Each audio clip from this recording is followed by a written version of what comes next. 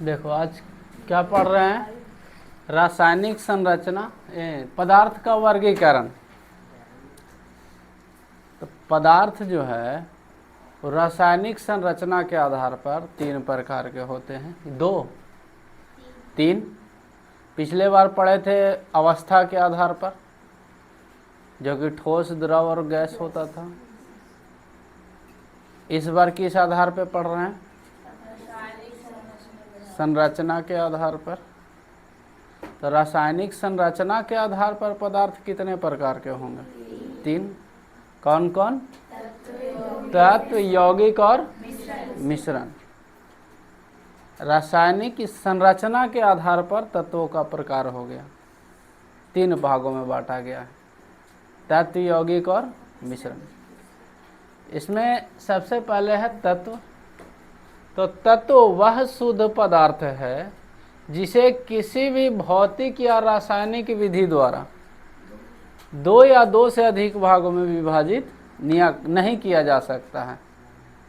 यानी कि तत्वों को किसी भी प्रकार से, या तो भौतिक विधि से या रासायनिक विधि से, इसको अलग नहीं किया जा सकता, तोड़ा नहीं जा सकता। जैसे अगर तो जल का सूत्र क्या होता है? H2O। जल में जैसे ही विद्युत धारा प्रवाहित करेंगे, हाइड्रोजन अलग, ऑक्सीजन अलग हो जाएगा। जल, तो इस प्रकार से जल क्या है? तो जल एक यौगिक है, आगे पढ़ेंगे इसको जल के बारे में। अभी देखो जल क्या है, तो इसमें जैसे ही विद्युत धारा प्रवाहित करेंगे तो ये ऑक्सीजन अलग हो जाएगा और हाइड्रोजन अलग। साधारण नमक में भी क्या होता है? NaCl, sodium chloride. इसे भी रासायनिक विधि से सोडियम को अलग और क्लोरीन को अलग किया जा सकता है। लेकिन हाइड्रोजन क्या है? गैस है। इसको किसी भी विधि से, चाहे तो भौतिक विधि अपना लो या रासायनिक विधि अपना लो, किसी भी प्रकार से इसे अलग नहीं किया जा सकता। ऑक्सीजन, नाइट्रोजन, फास्फोरस, सल्फर, यानी कि कुल तत्व देखा जाए तो 118 है। इन 118 तत्वों में से किसी को भी, देखो वह तत्व वह शुद्ध पदार्थ है जिसे किसी भी भौतिक या रासायनिक विधि से 2 या 2 से अधिक भागों में विभाजित नहीं किया जा सकता। अगर कोई कहे कि हाइड्रोजन को विभाजित किया जा सकता है तो ये बिल्कुल गलत है, क्योंकि यह एक तत्व है और तत्वों को किसी भी विधि से अलग नहीं किया जा सकता। जैसे वायु पढ़ेंगे, वायु मिश्रण है। किसका मिश्रण है? वायु, गैसों का मिश्रण है। जल क्या है? तो यौगिक है, क्योंकि ये 2 तत्वों के, अब देखो यौगिक किसको कहेंगे, मिश्रण किसको कहेंगे, ये अभी आगे है, पढ़ना है। यौगिक तत्व, तो तत्व, अच्छा इसकी विशेषता क्या है? तो तत्व की विशेषता होता है कि यह एक ही प्रकार के परमाणु का बना होता है। कभी भी, जैसे हाइड्रोजन लिखे हैं, हाइड्रोजन के H2 होता है संकेत, ऐसा संकेत H होता है, लेकिन लिखा जाता क्या? H2। एक अनुसूत्र कहा जाए हाइड्रोजन का तो H2, ऑक्सीजन का O2, नाइट्रोजन का N2, फास्फोरस का P4 लिखा था, फास्फोरस का P4। अब ये बताओ कि हाइड्रोजन के H2 लिखें तो एगो हाइड्रोजन वाला परमाणु आवेगा, एगो ऑक्सीजन वाला है। हाइड्रोजने के दोनों परमाणु रहेगा। ऑक्सीजन में O2 लिखाया तो ऑक्सीजन का ही 2 गो, एगो O फिर एगो, तो ये ऑक्सीजन का ही परमाणु होगा। इसमें नाइट्रोजन का ही होगा, इसमें फास्फोरस का ही 4 परमाणु होगा, तब जाके फास्फोरस के एक सूत्र अणुसूत्र बनता है, एक अणु बनता है। फास्फोरस के 4 परमाणु मिलेगा तब एक अणु बनेगा। तत्व की विशेषता क्या होता है कि ये एक ही प्रकार के परमाणु से बना होता है। दूसरा, यह किसी भी भौतिक या रासायनिक विधि से तोड़ा नहीं जा सकता। अन्य तत्वों के गुणों से भिन्न किसी तत्व के कुछ विशिष्ट गुण होते हैं, यानी कि इस तत्व का अलग गुण है, इसका अलग गुण है। जैसे हाइड्रोजन, हाइड्रोजन को भविष्य का ईंधन कहा जाता है। ऑक्सीजन जो है आग को जलने में मदद करता है, ये स्वयं जलता है और ये जलने में मदद करता है। तो दोनों का अलग अलग गुण है कि नहीं है? तो हाइड्रोजन का अलग गुण है, ऑक्सीजन का अलग गुण। उसी प्रकार से नाइट्रोजन का अपना गुण होता है और फास्फोरस का अलग अपना गुण होता है। तो कहा गया है कि क्या, कि तत्वों के गुण से भिन्न किसी तत्व के कुछ विशिष्ट गुण होते हैं, यानी कि अन्य तत्व, अलग अलग तत्वों के अलग अलग गुण होते हैं। अब तत्व, कुल तत्वों की संख्या कितना है? 118, जिनमें से प्रकृति में कितने पाए जाते हैं? 94। और क्या है? तो तत्व वैज्ञानिकों द्वारा कितना बनाया गया है? 24। यानी कि 94 तत्व जो है वो प्राकृतिक रूप से प्राप्त हुआ है। जैसे हाइड्रोजन क्या किसी ने बनाया है? नाइट्रोजन, ऑक्सीजन, ये सब प्राकृतिक रूप से प्राप्त होता है। लेकिन बहुत से ऐसे तत्व हैं, जैसे 24 तत्व, उनको लैब में बनाया गया है। तो तत्वों का वर्गीकरण, इन 118 तत्व जो होते हैं उनको 3 भागों में बांटा गया है: धातु, अधातु और उपधातु। यानी कि कुल तत्वों की संख्या, कुल तत्वों की संख्या, उन 118 तत्वों को कितने भागों में बांटा गया है? 3। कौन कौन? धातु, अधातु और उपधातु। धातु किसे कहते हैं? देखो, धातु को पहचानने के लिए गुण याद रखना, परिभाषा बन जाएगा। धातु में चमक होता है, धातु को पीट कर चादर बनाया जा सकता है, धातु विद्युत और ऊष्मा का सुचालक होता है, और ये कठोर होता है, कठोर और मजबूत होते हैं।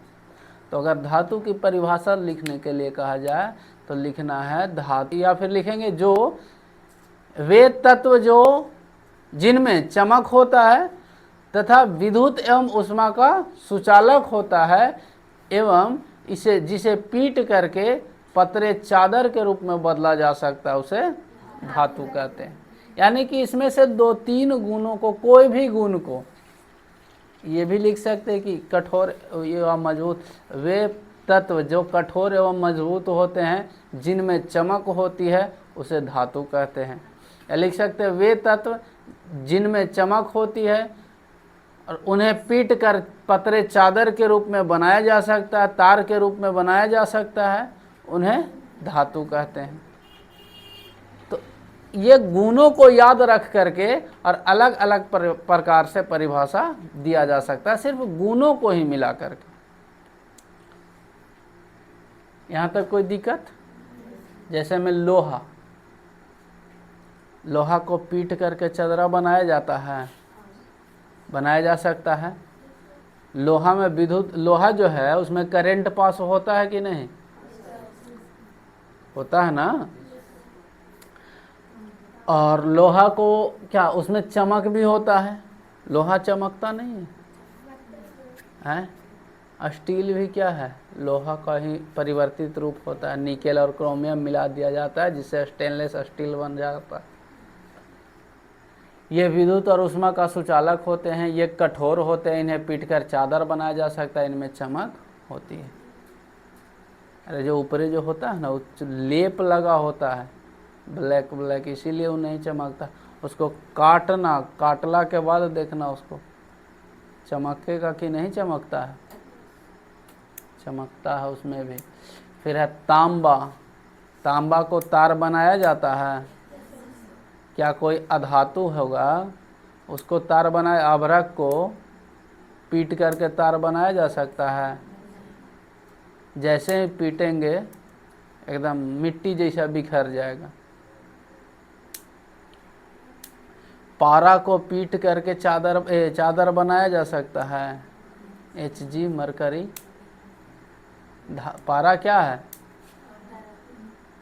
पारा धातु है या अधातु है? पारा अधातु। ब्रोमीन अधातु होता है ना, पारा तो धातु है।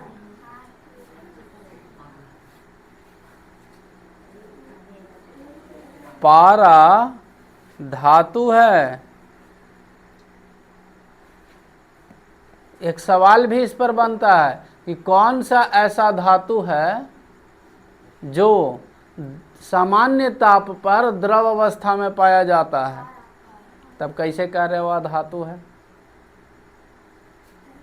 ब्रोमीन अधातु है, पारा धातु है, परंतु उसको चादर इसलिए नहीं बनाया जा सकता है क्योंकि वो सामान्य ताप पर पिघली हुई द्रव अवस्था में होता है। इसलिए थर्मामीटर में क्या भरा होता है? पारा। अगर वो जम जाता तो थर्मामीटर काम करेगा? नहीं। तो पारा जो होता है सामान्य ताप पर द्रव अवस्था में होता है, इसीलिए उसको पीट कर चादर नहीं बना सकते हैं, जबकि पारा है क्या? धातु ही है। इतना लिखा गया है सबके।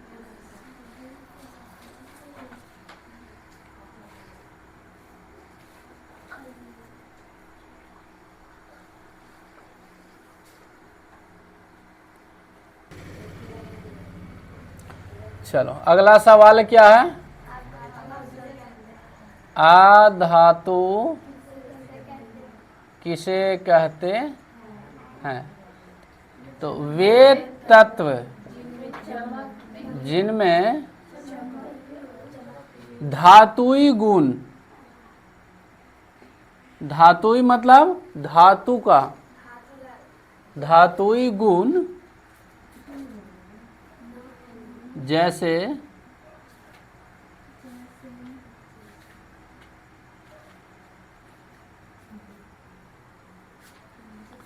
चमक नहीं होना, थोड़ा सा अलग परिभाषा। वे तत्व छोड़ो, इसको चेंज करो, हैं? ठीक है।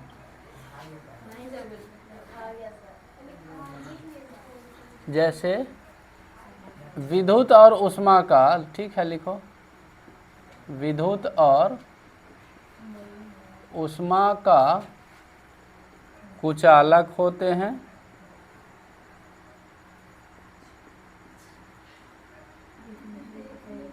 चमकहीन होते हैं,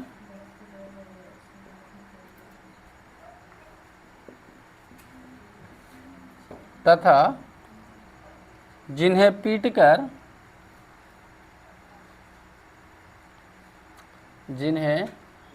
पीटकर चादर नहीं बनाया जा सकता है।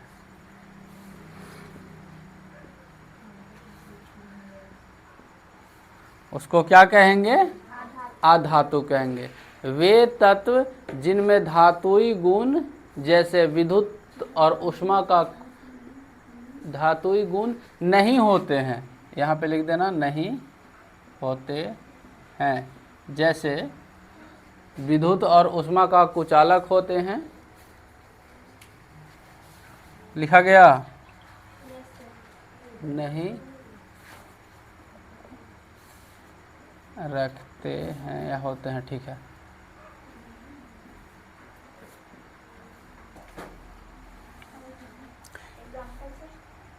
जैसे में हो जाएगा ऑक्सीजन। ऑक्सीजन क्या धातु है? हैं? कार्बन, सल्फर, क्लोरीन, ये सब क्या है? अधातु। तो वे तत्व जो धातुई गुण नहीं रखते हैं या जिनमें धातुई गुण नहीं होते हैं, जैसे विद्युत और ऊष्मा का कुचालक होते हैं, चमकहीन होते हैं तथा जिन्हें पीटकर चादर नहीं बनाया जा सकता है, उसे क्या कहेंगे? अधातु। उसे अधातु कहते हैं। जैसे में क्या हो जाएगा? ऑक्सीजन, कार्बन, सल्फर, क्लोरीन, ये सब क्या हैं? अधातु हैं।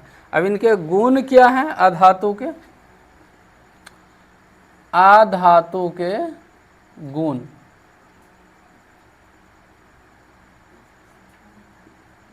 क्या हैं? तो लिखेंगे अधातु के मुख्य गुण निम्नलिखित हैं।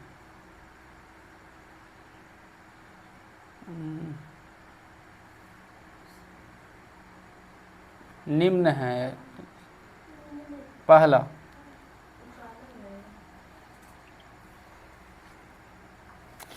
लिखेंगे ये विद्युत एवं ऊष्मा का कुचालक होते हैं। ये विद्युत एवं ऊष्मा का कुचालक होते हैं। ये विद्युत और ऊष्मा का क्या होता है? कुचालक। यानी कि इससे होकर के विद्युत धारा प्रवाहित नहीं होता है। ये विद्युत और ऊष्मा का कुचालक होते हैं। लिखा गया? अभी पीछे ही लिख रहे हो।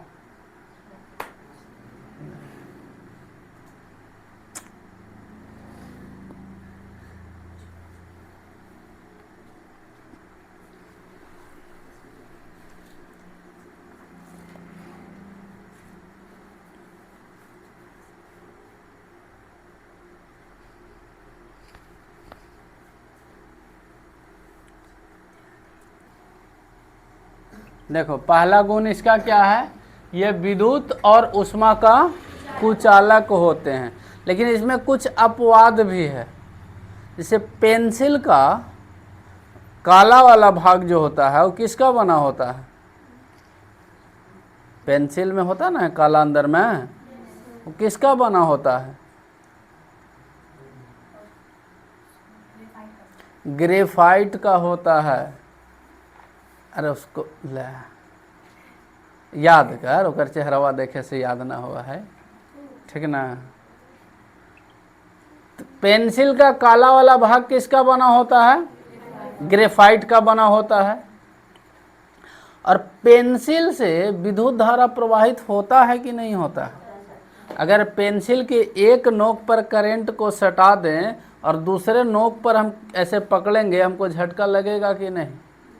लगता है। इससे क्या पता लग रहा है कि ग्रेफाइट से विद्युत धारा प्रवाहित होता है। जबकि ग्रेफाइट क्या है? धातु है कि अधातु है? अधातु के श्रेणी में आता है ग्रेफाइट। तो यहीं पे अपवाद लिख करके लिखेंगे, चाहे अलग सवाल इसको लिखवा देंगे, जो जो अपवाद है उसको लिखवा देंगे अलग से, ठीक है? तो पहला हो गया कि यह विद्युत और ऊष्मा का कुचालक होते हैं। अगला लिखना, अधातु चमकहीन होता है। अधातु, अगला गुण लिखना, अधातु चमकहीन होते हैं।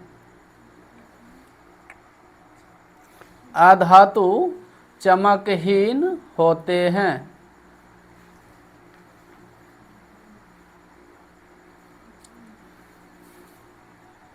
लिखा गया? अगला लिखना, ये भंगुर होते हैं। ये भंगुर होते हैं, इसलिए इन्हें, ये भंगुर होते हैं इसलिए इन्हें पीटकर, ये भंगुर होते हैं इसलिए इन्हें पीटकर चादर नहीं बनाया जा सकता है। इसलिए इन्हें पीटकर चादर नहीं बनाया जा सकता है। अगला सवाल लिखना, अगला गुण, अधिकांश अधातु कम घनत्व के होते हैं। अधिकांश अधातु कम घनत्व के होते हैं।